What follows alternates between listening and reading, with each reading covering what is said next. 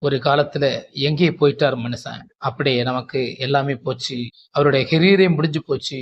ஒரு சினிமா இந்த அளவுக்கு 96ல அவர் இருந்த ஒரு நடிப்பு, 90கள்ல அவர் இருந்த ஒரு பெர்ஃபார்மன்ஸ் கொடுத்த நடிகர் எங்க போயிட்டாரு? தொலைஞ்சுட்டாரா? அப்படின்னு நமக்கு ஒரு ஏக்கத்தை கொடுத்திருக்கும் பிரசாந்த் ரசிகர்களுக்கு. அந்த அளவுக்கு இந்த படத்துல பிரசாந்த் ஒரு கம்பேக் கொடுத்திருக்கான்னு தான் சொல்ல முடியும். இந்த படத்துக்கு பிறகு நிச்சயம் பிரசாந்துக்கு வேற ஒரு லைஃப் இருக்கு. அதுவும் ஹீரோவாக.